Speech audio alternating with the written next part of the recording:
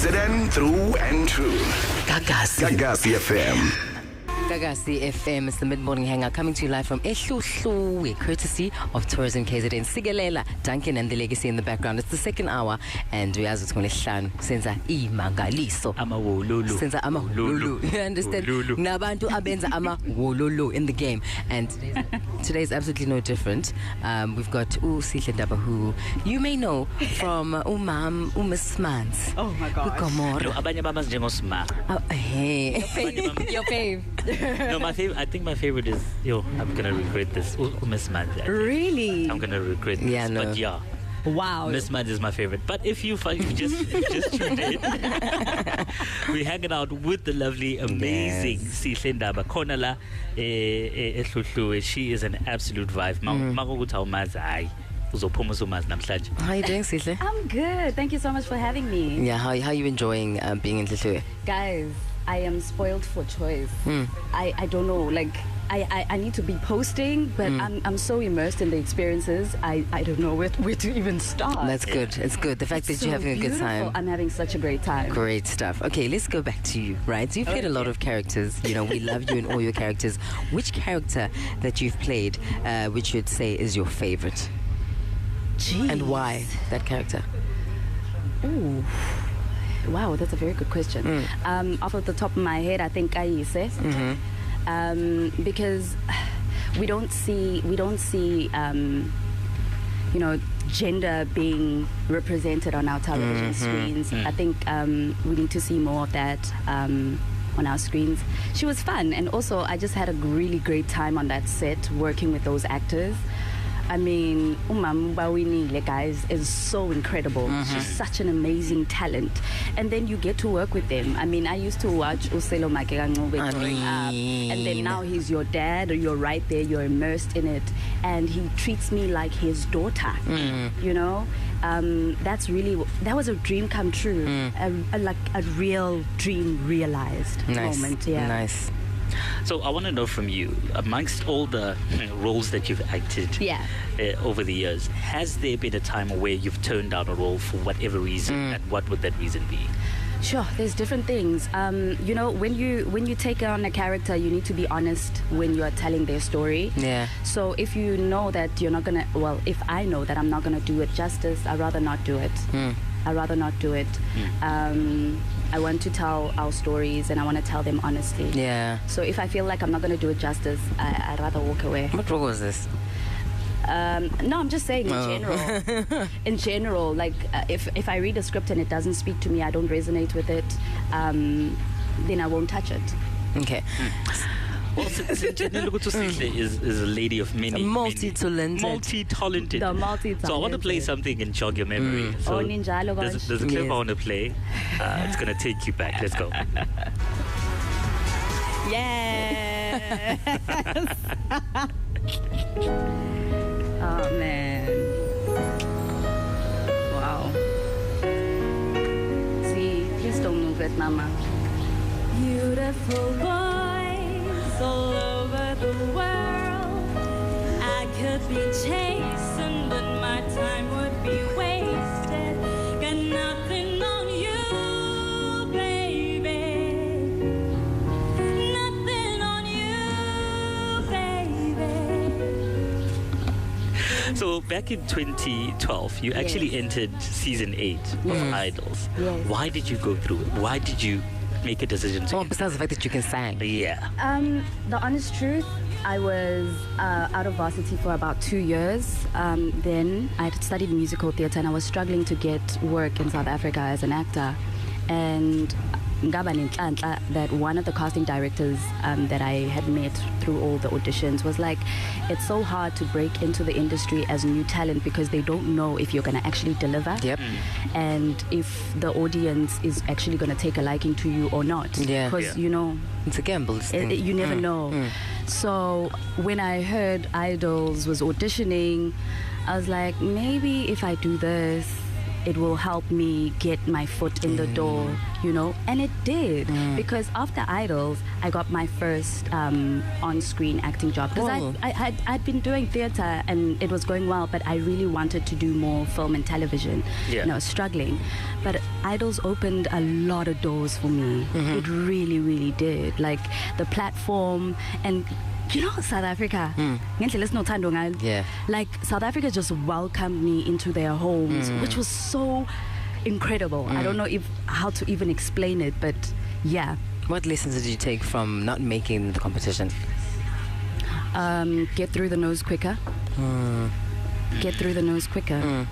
Because there will be no's, and I think sometimes a lot of people sit there for a long time and they end up getting depressed and they dwell there and they end up letting that become their reality. Yes. So we are hanging out with the amazing Sihle Ndaba. Guys, thank you. Oh my God. If you want to speak with her or ask her any questions, make sure that you go over to our Facebook page, the Mid-Morning Hangout on Gagasi FM. We'll definitely relay those to you. Make sure we are find as well on Twitter at Mid-Morning Zere. Uhambo lwami On the Mid-Morning Hangout. KZN through and through. Gagasi FM.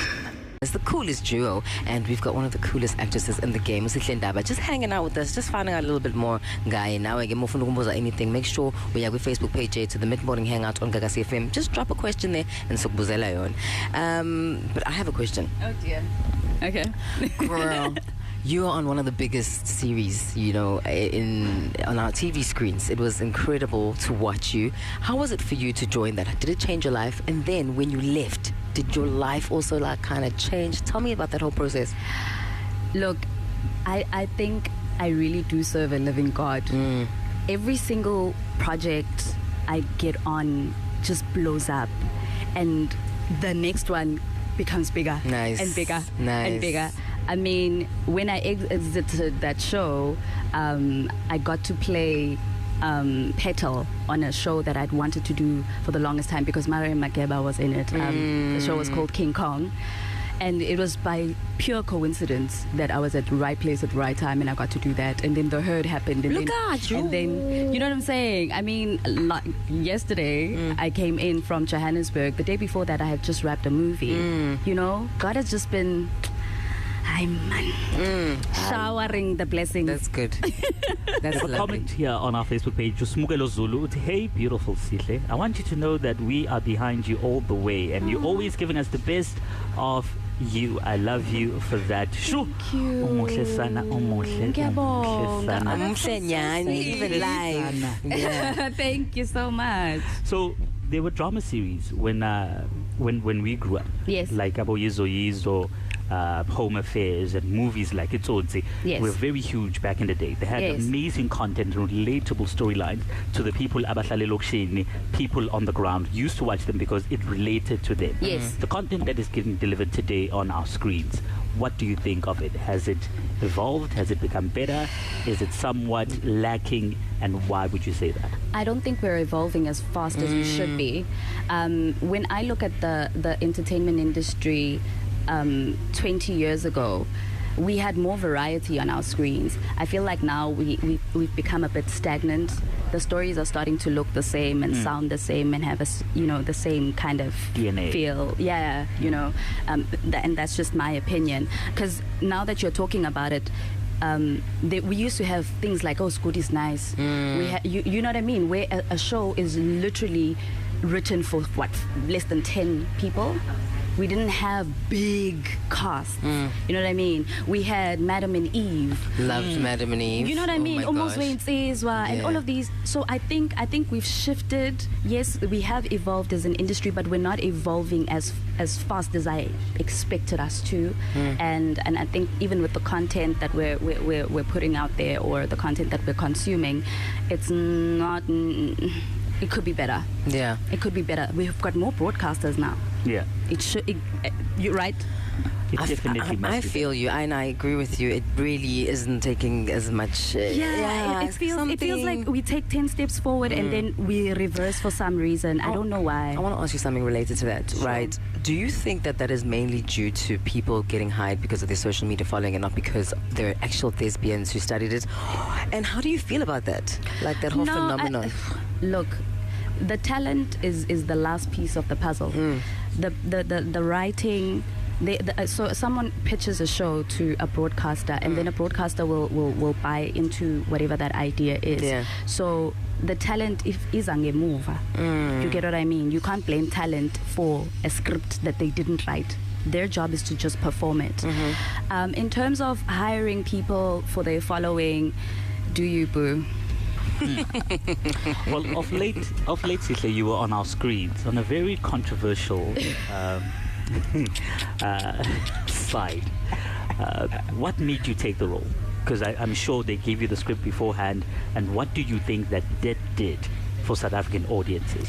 We needed to have a very serious conversation. There's conversations that we're not having in our communities and in our households. Yeah. I run a foundation, as you might know, called the Sihle Ndaba Foundation, and I work with school kids. I go around helping, doing talks, and if I do have funding at the time and there is a need perhaps for shoes or stationery or whatever the case may be, pads, for example, I will go and I will, donate that. And in the process, you start to speak to these kids and you start to see, Uguti, there's a lot of things that we're not talking about. We're not addressing rape. I mean, right now, one of the biggest conversations on Twitter is consent. But now we're having this conversation in our 30s. Yeah. The damage is long done. You know what I mean? So when I saw that script, I was like, what a privilege and an honor to be part of something this big. Because now we are forcing our parents to have conversations with our kids as well. You know what I'm saying? Because that storyline specifically, it addressed a number of issues, right? Pedophilia, it addressed consent, it addressed the fact that people think that men cannot be raped. Yeah. There's a narrative of people, or rather a group of people, who still are jumping on the bandwagon of hating on Miss Manzi, missing the point. Yes. What is the point that you need South Africa to get with this entire thing? Yeah. What would you say to those people who are just saying, The thing is, we think. What's the lesson? The lesson here is predators look like you and me. Predators look like you and me. We think Uguti they're gonna have a sign on their forehead. Uguti, this one is a rapist. This one is a whatever. You know what I mean?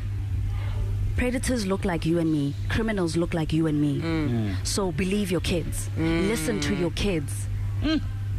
That's true. Still hanging out with Sihle Ndaba right here on the Mid-Morning Hangout. If you've got any question, I'm Bella on Facebook, the Mid-Morning Hangout on Gagasi FM. Gonna play you Puff Daddy with I'll Be Missing You next.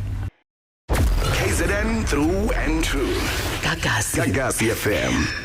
Sihle Ndaba, and we've been talking to her about just her life, her career, just trying to get to know her a little bit better, and what are you most passionate about? Like, what is the one cause that you fight for passionately?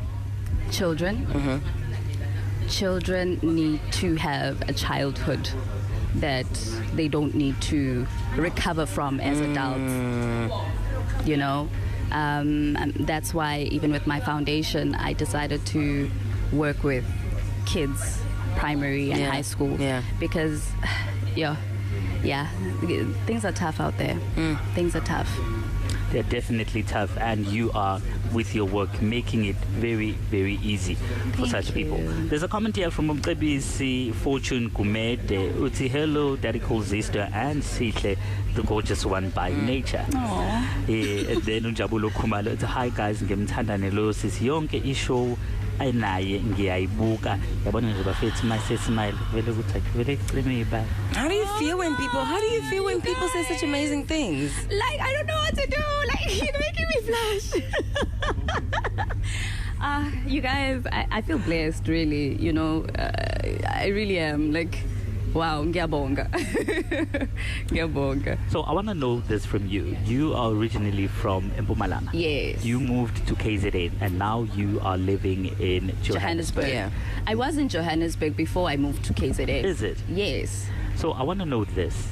Were there any things that shocked you in these or rather two areas between Johannesburg and Durban, perhaps in the space of media and in the space of thespians and the broadcasting world?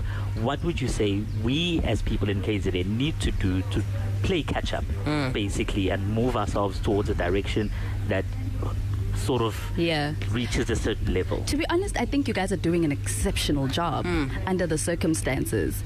You guys don't have, as much of the resources that they have in Johannesburg. I mean, it took time. Johannesburg, the industry has been there for a long time, and what you guys have achieved in such a short period of time. I mean, in the last, less than 10 years, you've produced the biggest show in South Africa. Yeah. Come on, you guys got to give yourself some credit. I think you guys are doing a stellar job. Yeah. And also, ukumbule ukuthi we're not just looking at this from a perspective of just shows ama dailies. You guys shoot a lot of international movies. You guys shoot a lot of film. You guys are creating amazing things. No, you guys are. You got this. Okay, I feel better now. You got this. I think one thing that we need to do, though, as much as we create a lot of international films and a lot of things are shot in KZN, because the location is stunning. They need to be shot by KZN now. We need to move, I think, strongly into that as well. No, you are.